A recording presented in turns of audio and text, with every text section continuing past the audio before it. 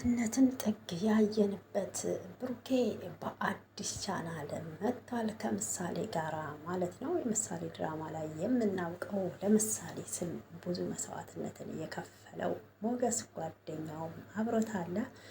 ለማንኛውም ከቅርብ ጊዜ ወዲህ ተወዳጅነትን ያተረፈው የምሳሌ ድራማ ክፍል 57 ላይ ደርሰናል። በዚህ ድራማ ውስጥ ብዙ አስተማሪና ብዙ መልካም ብዙ ደግሞ ክፋት ነገሮችንም ተምረንበታል። ያው መማማሪያ ስለሆነ ድራማ እንደሆነ እያወቅን የማህሌትና የዝና ተንኮል በጣም የሚያስጠላና የሚያሰለች ሆኖ አይተነዋል ማለት ነው። ብሩክ ብዙ ነገሮችን እየታገለ እየታገሰ እያለቀሰ እየተመታ ለምሳሌ ሲል አሳልፏል።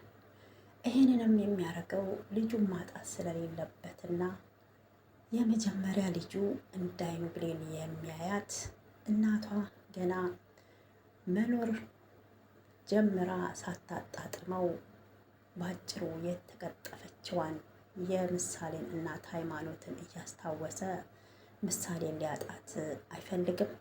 በዚህ ላይ ደግሞ የሃይማኖት አደራዬ ነች ብሏል።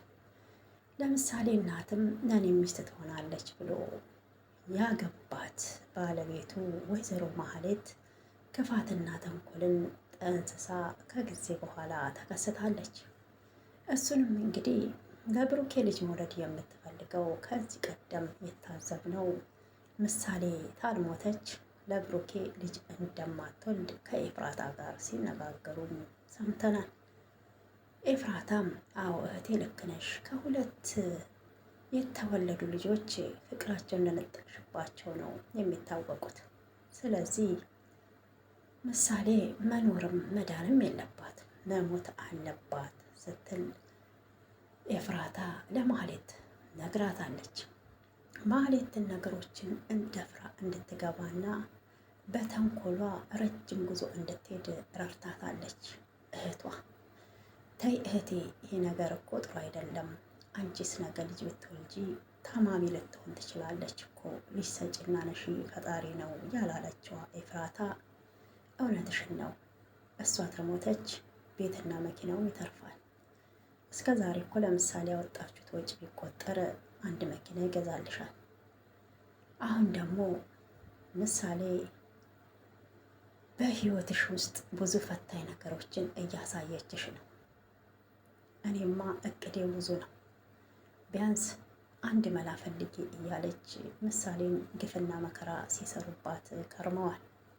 እዛ ቤት ውስጥ እንግዲህ በሰራተኝነት የገባችው ቅድስት መልካሟ ከእናትም በላይ እናት ሆና ብሩክ ሲከፋው አብራ ተከፍታ ሲያለቅስ ደግሞ አብራው አልቅሳ ሲደሰትም አብራው ስቃ ብዙ ነገሮችን በሀሳብ የምትደግፈው ቅድስትን አላማዋና እቅዷ እኔ ስወጣ አንተን ልታገባ ነው፣ ስለዚህ ሌላ ሰራተኛ እንፈልጋለን፣ አሊያም እኔ ለምሳሌ ሞግዚት ለአንተ ደግሞ ሚስት ሆኜ አገለግላለሁ ትውጣ ብላ ቅድስት ላይም አንድ በማሳገት ግፍና መከራ ስትሰራ አይተናል። በመጨረሻም ቅድስት እዛ ቤት እንዳትታመን ውሸታም እንድትሆንና ብሩክ እንዳያምናት ብታደርግም የማህሌት ማንነት ተጋልጧል። ማህሌት በምሳሌ ላይ መርዝ እንደምትሰጥና ምሳሌን ለመግደልም እንደምትሯሯጥ ብሩክ ታወቀ በኋላ የማህሌትን ቃላቶች የውሸት ሽንገላ እንደሆኑ አወቀ። ቅድስትን እኔ የማምነው አንቺን ነው፣ ማህሌትን በዓይነ ቁራኛ እንድትጠብቃትም ነግሯታል።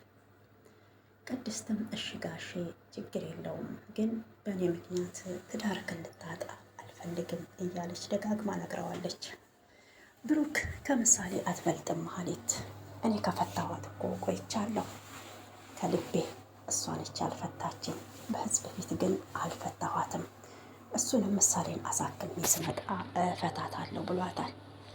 ብሩኬ ትዳሩን እንዲፈታና ማህሌትን እንዲጠላ ያደረገው ቤትና መኪናውን አልሸጥም፣ እኔ በደህንነት አልኖረም ያለችዋ ማህሌት ምሳሌ እንድትሞት ፈርዳለች። ብሩክ ነገሩን አስረድቷት ተይ ማህሌት ያጣሽውን ቤትና መኪና እኔ ገዝቼ ስመጣ እኔ አሳክሜ ስመጣ እገዛልሻለሁ ቢላትም እንደማይሆን ነግረዋለች። እዛ ጋር ፈርሚ ስትባል ፍርሚያውን አልተቀበለችም። እንደውም ከሞገስ ጋር ተመሳጥረው ሞገስ ጓደኛዬ የልጅነቴ ብዙ ነገር ያሳለፍ ነው የሚለው አንሶላ አብራ ተጋርታ ነበር። በመጨረሻም ሞገስ ብሩክ ላይ እንደሚቀናና ከልጅነቱ ጀምሮ ብሩክ ሀብታም እንደሆነ ብዙ የሚያስብለት ተጎኑ ሰው እንዳለ ሞገስ ለማህሌት ሲነግራት በቃ በዚህ ጉዳይ እንስማማለን፣ የፈለግከውን አረግልሃለሁ፣ አንተ ብቻ ግን ምሳሌ እስከምትሞት እገዛ ካለው እያልክ ቅጠል እንዳየች ፍየል አድርቀው ብላው ነበር። ሞገስም ይህን ቃሉን ጠብቆላታል ለማህሌት።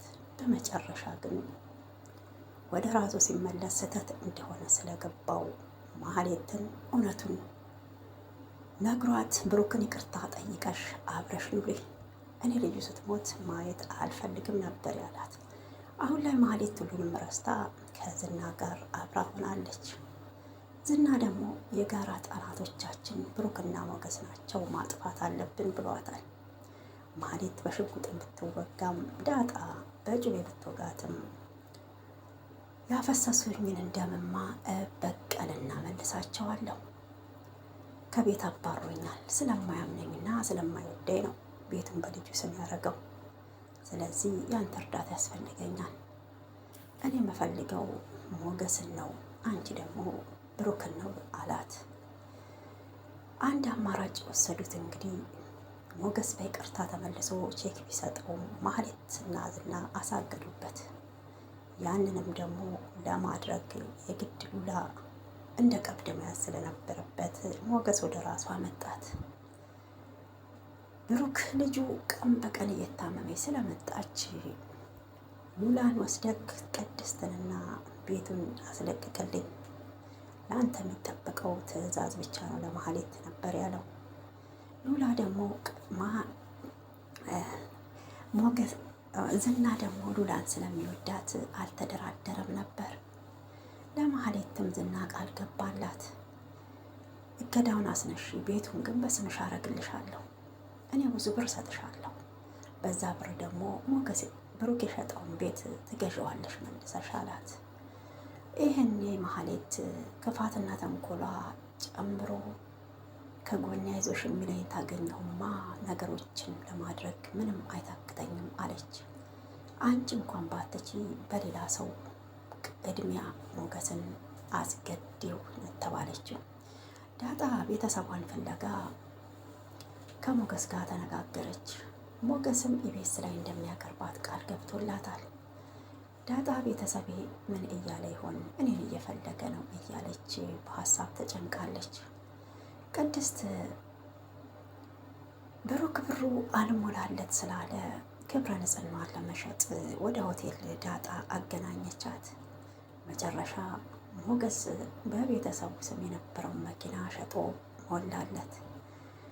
ዳጣም ሄዳ ቅድስትን አድናት መታለች። አለባበሷን ባየ ጊዜ ብሩክ ደንግጦ ነበረ። አዲስ እንግዳ አዲስ ሰውን የሆነችበት ቅድስት ከዚህ ቀደም ወንድ ነክቷት የማያውቅና አሁንም ድንግል እንደሆነች ብሩክን ነግረዋለች።